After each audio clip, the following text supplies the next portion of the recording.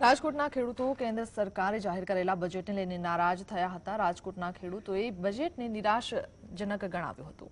ખેડૂતો પોતાના માલ ઢોરનો વિકાસ થાય તેવા બજેટની અપેક્ષા રાખી રહ્યા હતા। 2022ના બજેટને લઈને ખેડૂતોને ક્યાંક આશા અપેક્ષા હતી, જેને લઈને કહેવાય કે ખેડૂતોને અનેક ચીજ વસ્તુઓ ઉપર રાહત પણ આપવામાં આવી છે, તો ક્યાંક ખેડૂતોની નિરાશા પણ જોવા મળી રહી છે।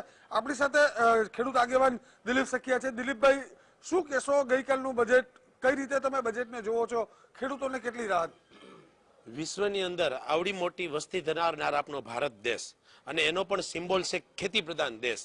જ્યારે આવડા મોટા દેશનું જ્યારે બજેટ બહાર પડતું હોય તો સ્વાભાવિક છે કે ખેડૂતોને એ બજેટ ઉપર આશા અપેક્ષા હોય છે।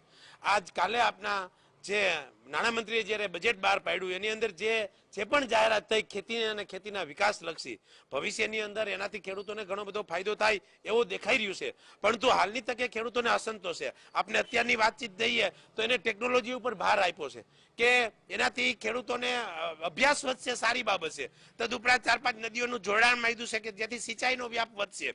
તદુપરાંત જોઈએ તો એમએસપી ઉપર 2.70 કરોડ રૂપિયા એને ફાળવ્યા છે બજેટમાં, તે પણ સારી બાબત છે। પરંતુ ખરીદીની અંદર ખેડૂતોને ભાવ નથી મળતા, જે મોંઘવારી વધી રહી છે એના પ્રમાણે ભાવ નથી મળતા। ખેડૂતોની અપેક્ષા શું હતી કે અમને પૂરતો ભાવ મળે આ મોંઘવારી પ્રમાણે। બીજી વાત હતી કે અમને દિવસની પૂરતી અને સસ્તી લાઇટ મળે। ત્રીજી વાત હતી કે રોજ ભૂંડ અને આ આખલાઓથી અમારા પાકને રક્ષણ મળે। અને ચોથી અને અગત્યનો મુદ્દો હતો કે અમારા ખેતર લગી પાણી મળે।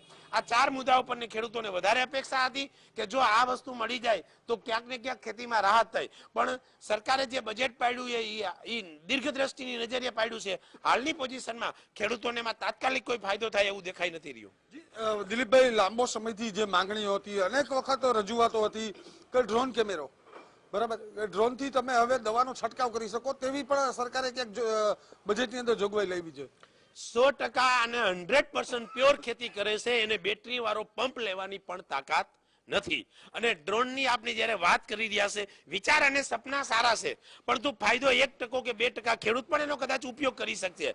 પરંતુ ખેતી પ્રધાન દેશમાં જ્યારે 60 થી 70% લોકો એની સાથે જોડાયેલા હોય તો બધાને ધ્યાનમાં રાખી અને ચાલવું જોઈએ। દીર્ઘદ્રષ્ટિ માટે મેં જે વાત કરી સારી વાત છે, પરંતુ સરકારે 2-4 વસ્તુનું બીજી પણ ધ્યાન રાખવા જેવી હતી। મહત્વની વસ્તુ કઈ તો એક્સપોર્ટ, એને વધારેમાં વધારે ખેતીની વસ્તુનું એક્સપોર્ટ થવું જોઈએ, એનો પ્રયત્ન કરવો જોઈએ અને કોઈ પણ વસ્તુની આયાત ન કરવી જોઈએ। આપણે એટલું મલેશિયાથી એટલું બધું પામ ઓઇલ મગાવી છે કે દેશ આપણા દેશને સલામ મારે છે અને પૂજા કરે છે, તો આ આપણી નબળાઈ કહેવાય કે આપણા ખેતી પ્રધાન દેશની અંદર બહારથી વસ્તુ ન મગાવી જોઈએ। બીજું, ખેડૂતોનો સિઝનની અંદર માલ હચવાઈ રહે એટલે વધારેમાં વધારે પ્રોસેસિંગ યુનિટ બનાવવા જોઈએ, ગોડાઉનની વ્યવસ્થા કરવી જોઈએ। બજેટની અંદર આની ઉપર ભાર નથી દેવાનો, એ ખેડૂતો માટે થોડીક નબળાઈની વાત કહેવાય। આ વખતે કપાસના ભાવ પણ ક્યાંક ઊંચા ગયા છે। જ્યારે કપાસ ખેડૂતના ઘરમાં નથી, ખેતરમાં નથી, ત્યારે કપાસના ઊંચા ભાવ જે અત્યારે મળ્યા છે। આવનારા સમયમાં ટેકાના ભાવથી લઈને બજેટની અંદર આવી કઈ કઈ જોગવાઈઓ તમે અગાઉ પણ માંગણી કરી ચૂક્યા છો કે ટેકાના ભાવ છે તે બજેટની અંદર આવરી લેવા જોઈએ? બીજી કોઈ જે કહેવાય કે જ્યારે મગફળી છે, તમામ જે ચીજ વસ્તુઓના ભાવ સરકાર નક્કી કરતી હોય છે, ત્યારે ખેડૂતો પાસે જ નક્કી થવા જોઈએ ભાવ, ખેડૂતોને સાથે રાખીને ભાવ નક્કી કરવામાં આવે, આવી અનેક માંગણીઓ છે તમારી। ક્યાંક બજેટની અંદર કોઈ પણ પ્રકારે આવી કોઈ બાબતો લેવામાં નથી આવી। દેશની અંદર ઘણી વખત માલના જથ્થાના સપ્લાય ઉપર ભાવ હોય છે। પહેલી વખત કપાસના ભાવ ખેડૂતોને સંતોષકારક મળી રહ્યા છે, પણ એ વાવેતર ઓછું હતું, વરસાદ અનિયમિત પડ્યો તો છેલ્લે અતિવૃષ્ટિ થઈ, એને હિસાબે કપાસ બગડી ગયા હતા, ફેલ થયા હતા અને શોર્ટેજના હિસાબે ભાવ છે। રેગ્યુલર ખેડૂતોના કપાસના ભાવ ટકી રહે તો સારી બાબત છે અને સરકારી દિશામાં વિચારવું પણ જોઈએ। વાત રહી એમએસપીની, જે સિસ્ટમથી મોંઘવારી વધી રહી છે, ગવર્મેન્ટ કર્મચારીનું 10 થી 12% મોંઘવારી ભથ્થું વધે છે, એ આપણા રાજકીય માણા અને જે મેનેજમેન્ટ વિભાગ કહે છે 100% મોંઘવારી વધે છે, તો એના પ્રમાણે એમએસપી ઉપર ખેડૂતોની જણસના ભાવ વધતા નથી। અમે વારંવાર માંગણી કરી છે કે જે સિસ્ટમથી મોંઘવારી વધે છે એ સિસ્ટમથી જો એમએસપી જણસના ભાવ વધે અને એમએસપી ઉપર ખેડૂતોનો બધોય માલ જો ખરીદવામાં આવે તો જ આ દેશનો ખેડૂત સુખી થઈ શકે। એટલે સરકારે આ બાબતમાં વિચારવાની જરૂર છે। ખેડૂત પણ છે આપણી સાથે, શું કહેશો બજેટને લઈને? તમને શું રાહત મળશે? આ નાના ખેડૂતની વાત છે કે નાના ખેડૂતને, મોટા ખેડૂત તો સમજાણું કે હજી ક્યાંક પોતે પોતાના ઓજારો લઈ શકે, હવે નાના ખેડૂતોની વાત આવી, ઓજારો ઉપર ક્યાંક રાહત આપી? સરકારી આ બજેટ 2022-23ના બજેટ અનુસાર જો સરકારે ખરેખર ખેડૂતને રાહત આપી હોય તો મારા હિસાબ પ્રમાણે ખેડૂતને જે ખેત ઓજાર થ્રેસર છે, પછી ખેતર ટ્રેક્ટરના ઓજારો છે, પ્લાવ છે, પછી શેડર છે, આ બધા ઘણા બધા ખેત ઓજારો છે. આના જે ભાવ વધી રહ્યા છે એ ભાવ પ્રમાણમાં ખેડૂતને જે ખેત પેદાશ છે એના ભાવ વધે, સુપર ખાતર, દવા, બિયારણ એના જે ભાવ વધે છે એ પ્રમાણે જો ખેડૂતની ખેત પેદાશના જણસીના ભાવ વધે તો જ ખેડૂત સુખી થઈ શકે અને ખેડૂત સારી ખેતી કરી શકે. મારા હિસાબથી જો આ બધી વસ્તુના ભાવ વધ્યા રાખે અને ખેડૂતની ખેત પેદાશના ભાવ ઘટતા રહીએ છે, 2012 થી કરીને આજ સુધીમાં મગફળીના ભાવ ગણો ને તો 1200 રૂપિયા હજી નથી થયા. 2012માં 1200 રૂપિયા હતા ત્યારે સુપર ખાતરના ભાવ 400 450 હતા. આ બધી જણસીના ભાવ ઓછા હતા. અત્યારે 1200 રૂપિયા ખેડૂતને મળતા નથી. તો ખેડૂતને આ સિસ્ટમથી ભાવ જો વધતા હોય તો ખેડૂત ખેતી કરી શકે નહીં મારા હિસાબથી. તો આ પણ બજેટમાં સરકારે જોગવાઈ કરવી જોઈએ કે જે સિસ્ટમથી બીજી જણસીના ભાવ વધે છે એમ ખેડૂતની જણસીના પણ ભાવ વધવા જોઈએ. જી, હજુ પણ કેટલાક ખેડૂતો છે. કાકા, શું કહેશો? બજેટને કેવી રીતે આવકારો છો? હવે જે આ બજેટ નક્કી કરેલું છે એ સરકારે એની પ્રમાણે તો બરાબર લાગતું હશે એને, પણ હું એક ખેડૂત અને ખેડૂત આગેવાન તરીકે જો વાત કરું તો જે ખેડૂતોની સમસ્યાઓ છે, જે કાંઈ માનો કે ભાવ નથી મળતા ખેડૂતોને, જે જણસીના ભાવ નથી મળતા, ત્યારબાદ જે પાણીની પુરવઠો પૂરો નથી, એટલે 25% ખેતી પિયતવાળી થતી નથી. એટલે આ સરકારને અને ખેડૂતોને કોઈ જાતની પૂરી સગવડ થતી નથી. જો એને કોઈ પણ યંત્ર લેવું હોય અને યંત્ર વગર અત્યારે કામ થઈ શકતા નથી, મજૂરો મળતા નથી, મજૂરો મોંઘા થઈ ગયા છે, એટલે ખેડૂતોને આ જણસીના ભાવ ઓછા આવતા કાંઈ પણ પૂરું કરી શકતા નથી. યંત્રો લેવા જાય તો એ સીધી લોન ઉપર આ બધું કરવું પડે છે. માટે ખેડૂતને ખેતી ઉપર જે ગોડાઉનની ને આવી બધી સગવડની જરૂર છે એ કાંઈ છે નહીં. માટે બજેટ વધે. ખેડૂત પ્રધાન, ખેતી પ્રધાન દેશ છે, તો આ સરકારને પહેલા 1 નંબરનું બજેટ ખેડૂતોને આપવું જોઈએ એવી અમારી ખેડૂતોની માંગણી છે. ખેડૂતોની ઉપર ક્યાંક બોજા આવતા હોય છે, લોન લેવી પડતી હોય છે, પાક વીમાની વાત હોય છે. આ તમામ બાબતોને લઈને શું કહેશો કે બજેટમાં કેવું હોવું જોઈએ?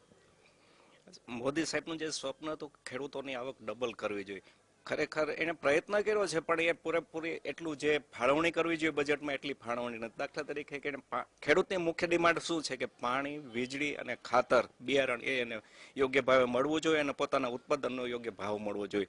મોદી સાહેબે ચોક્કસ આમાં પ્રયત્ન કર્યો છે, પણ જેટલું ખેડૂતોની માગણી છે એનું માંડ 5-10% જેવી ડિમાન્ડ પૂરી કરી. દાખલા તરીકે 4 નદીઓને જોડવાની વાત કરી, બહુ સરસ વાત છે.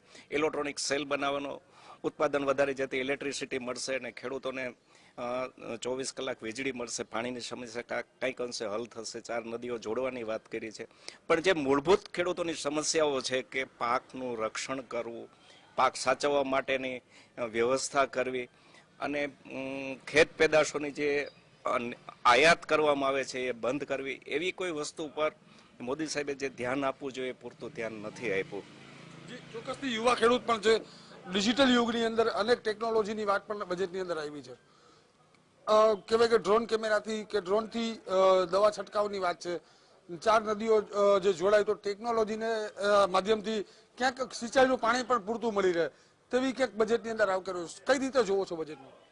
જે 2022-23નું બજેટ છે તેમાં ઇલેક્ટ્રિક ઉપર એને કે ઇલેક્ટ્રોનિક ડિજિટલ લાઇટ ઉપર એને ભાર આપ્યો છે, કે મોબાઈલમાં એને સબસિડી આપી છે. તે પછી જે ડ્રોન કેમેરા ઉડાડવા માટેની એને વાત કરી છે, તો ડ્રોન કેમેરા માટે વાત કરી એ સારી છે, પણ ડ્રોન કેમેરા સરકાર તરફથી જો કોઈ ખેડૂતોને લક્ષા કે કોઈ ડિસ્ટ્રિક્ટ વાઇઝ આપવામાં આવે કે ભાઈ તો ખેડૂતોને સારામાં સારો એનો ફાયદો લઈ શકાય. પણ પ્રાઇવેટાઇઝેશન ઉપર હોય અને ડ્રોન કેમેરાથી દવાનો છંટકાવ કરવામાં આવે તો એમાં ખેડૂતોને ઘણું બધું નુકસાન થઈ શકે છે, કારણ કે એમાં ખર્ચો વધી જાય છે. એની જગ્યાએ જો સરકાર તરફથી જો કોઈ ડ્રોન કેમેરા હોય અને એમાં છંટકાવ થાય તો ઘણો ફાયદો થઈ શકે છે.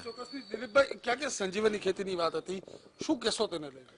સરસ. આપના માનનીય નરેન્દ્ર મોદી સાહેબનું પણ સપનું છે પ્રાકૃતિક ખેતી, સજીવ ખેતી, ઓર્ગેનિક ખેતી ઉપર એને સરસ મજાનો ભાવ મૂક્યો છે અને બજેટમાં પણ એની ઘણી બધી જોગવાઈ કરી છે. અને આપના ગંગા નદીના બંને કાંઠે ઓર્ગેનિક ખેતી અને પ્રાકૃતિક ખેતીનો વિકાસ થાય, જેથી ગંગાનું શુદ્ધિકરણ પણ થાય અને ખેતીનો પણ વિકાસ થાય.